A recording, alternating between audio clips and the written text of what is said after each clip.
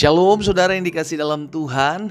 Puji Tuhan, kembali lagi saya menyapa setiap umat Tuhan dimanapun Bapak Ibu Saudara berada melalui program Bible and Coffee. Saudara yang dikasih dalam Tuhan, melalui program ini saya kembali mengajak setiap umat Tuhan dimanapun Bapak Ibu Saudara berada untuk bersama-sama kita akan merenungkan firman Tuhan. Kita merenungkan firman Tuhan karena kita tahu orang yang merenungkan firman Tuhan diibaratkan seperti orang yang mendirikan rumah di atas batu, iya kan? Ada badai, ada banjir, ada angin ribut, rumah itu tetap kokoh, rumah itu tetap kuat karena dibangun di atas batu. Orang yang mendengarkan firman Tuhan serta melakukannya diibaratkan orang yang mendirikan bangunan hidupnya sebagai bangunan hidup yang kokoh. Karena itu saudara yang dikasih dalam Tuhan, Yesus juga pernah berkata, kebenaran itu akan memerdekakan kita. Apa itu kebenaran? Yohanes 17 ayat 17, kebenaran adalah firman Tuhan. Melalui program ini saya kembali mengajak setiap kita bersama-sama untuk merenungkan firman Tuhan. Kita berdoa, saudaraku, kita datang kepada Tuhan. Bapa, terima kasih buat hari yang dahsyat, hari yang luar biasa, hari di mana Tuhan hadir. Tuhan ada dalam kehidupan setiap kami. Kami sadari di luar Tuhan kami tidak bisa buat apa-apa. Tuhan yang memampukan kami, Tuhan yang menolong kami, Tuhan yang membela perkara kami. Sehingga apapun yang kami hadapi hari-hari ini, kalau boleh kami dikuatkan oleh kemurahan Tuhan, kami sadar sebagai orang percaya kami butuh Tuhan dalam kehidupan kami.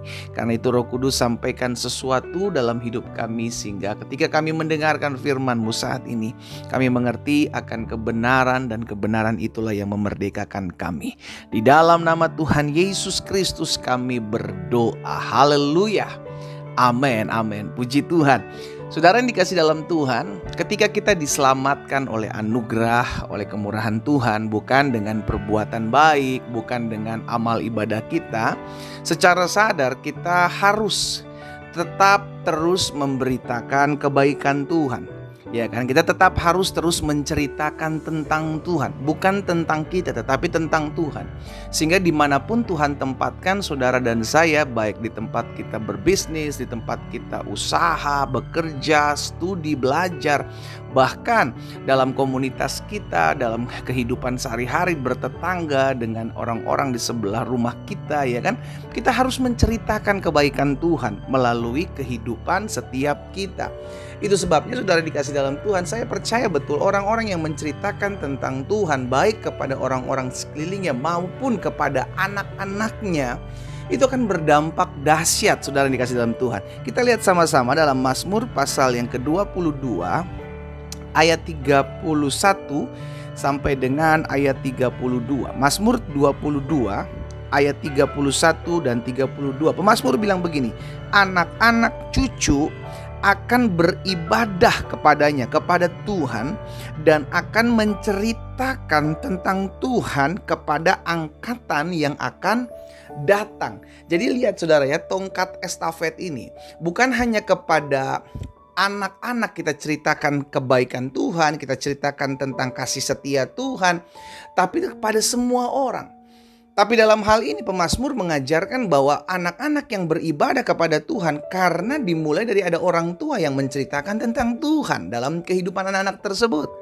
Sehingga ketika anak-anak tersebut besar, dia akan menceritakan kembali tentang Tuhan kepada angkatan yang akan datang. Ayat 32, perhatikan selanjutnya. Mereka akan memberitakan keadilannya kepada bangsa yang akan lahir nanti, sebab ia telah melakukannya. Jadi saudara yang dikasih dalam Tuhan, sebagai orang percaya yang sudah diselamatkan oleh anugerah, oleh kemurahan dan kasih setia Tuhan ini, maka wajiblah hukumnya. Sama-sama bilang sama saya, wajib hukumnya.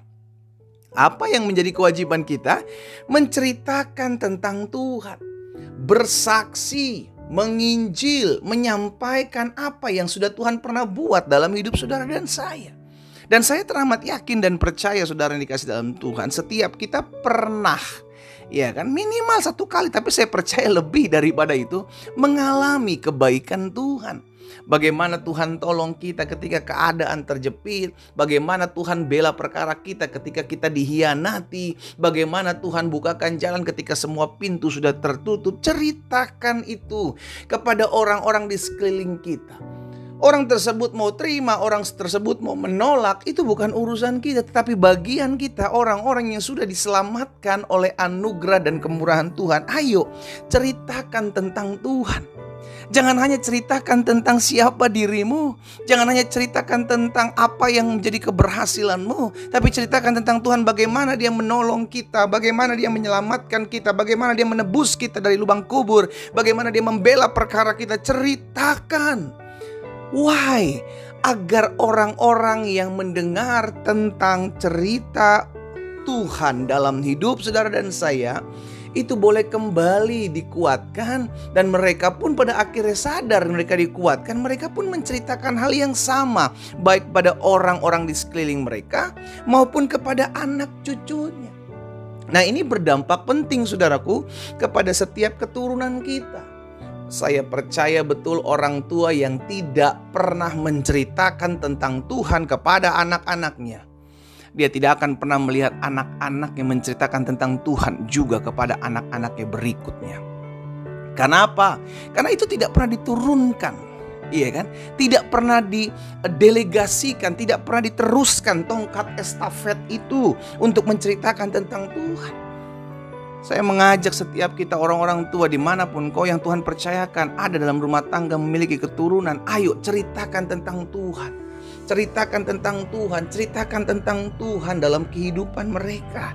Sehingga Alkitab katakan nanti mereka akan menceritakan tentang Tuhan kepada angkatan yang akan datang. Di dalam Yoel pasalnya yang pertama, Yoel pasal yang pertama ayat yang ketiga. Perhatikan saudara dikasih dalam Tuhan. Ceritakanlah tentang itu kepada anak-anakmu, dan biarlah anak-anakmu menceritakannya kepada anak-anak mereka, dan anak-anak mereka kepada angkatan yang kemudian.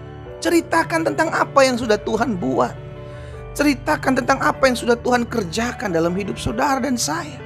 Sehingga pada akhirnya setiap kita boleh terus memberikan kekuatan buat keturunan-keturunan kita, memberikan pengharapan buat orang-orang yang ada di sekeliling kita selama kita hidup. Saudara, tahukah bahwa Tuhan tempatkan saudara dan saya di suatu tempat, mungkin di RT-mu saat ini, mungkin tetangga-tetanggamu memiliki keluargamu saat ini ada di sekelilingmu. Itu bukan suatu kebetulan.